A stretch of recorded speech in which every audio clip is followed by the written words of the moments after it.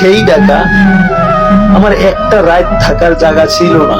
আমি যাকে জীবনে সবচেয়ে বেশি ভালোবাসছি তার দেওয়া মাস্তানের মায়ের খেয়ে আমি পড়েছিলাম। পাথরের এই শহরে প্রথম এসে দেখলাম মানুষ আমাকে পরিজনে ব্যবহার করে পরিজন মিটিয়ে ছুঁড়ে ফেলে দিবে।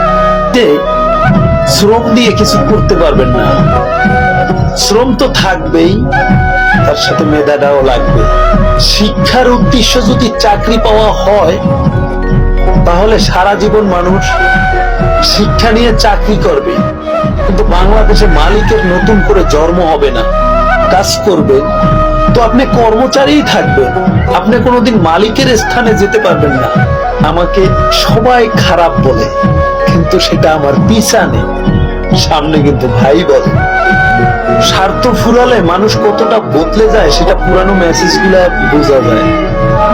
স্বামী স্ত্রীর মধ্যে গ্যাঞ্জাম হলে বাইরের কোনো মানুষকে জানাবেন না, কারণ ইবলিশ নামে কিছু বেঈমান মানুষ আছে আপনাদের গ্যাঞ্জামটাকে ছড়িয়ে একদম বিচ্ছেদ পর্যন্ত পৌঁছিয়ে দিবে। এবং বিশ্বাস খুবই অভাব। শুধুমাত্র দুটা মানুষকে করা যায়, সেটা হলো বাবা আর মা। ঠকে যাওয়া ভুলের কিছু নাই, কারণ আপনার ঠকে যাওয়া ভুলগুলা আপনাকে একদিন সফলতার দুয়ারে নিয়ে পৌঁছিয়ে দেয়। দুঃখ চাইলেই যাকে তাকে দেওয়া যায়, কিন্তু ভালোবাসার মানুষটি ছাড়া কেউ যদি এসে হাতে পায়েও ধরে দেওয়া যায় না। পৃথিবীতে সবচাইতে কঠিন জীবন হলো কি জানেন? সংসার জীবন। কারণ এখানে সবচাইতে পর হয়ে যায় বাবা মা, আর সারা জীবনের সঙ্গী হয়ে যায় অচেনা অজানা যে কোনো একটা মানুষ। স্বার্থের পিছনে দৌড়াবেন, দুঃখ দারিদ্রতা কষ্ট আপনাকে তারা করবেই।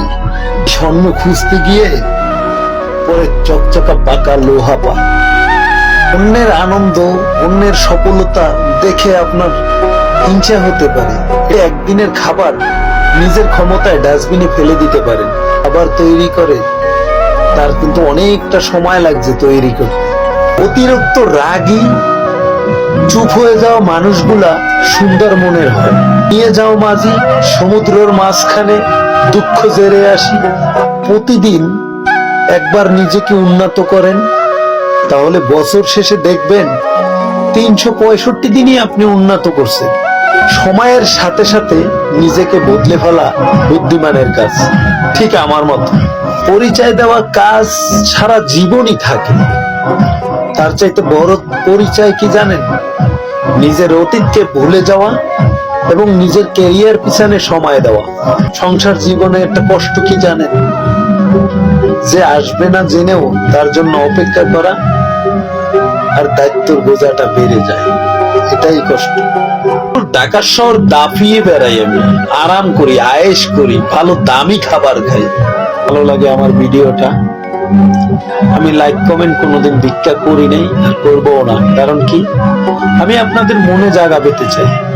ভালো থাকবেন। আমি ফরাজি লিটন। আল্লাহ হাফেজ।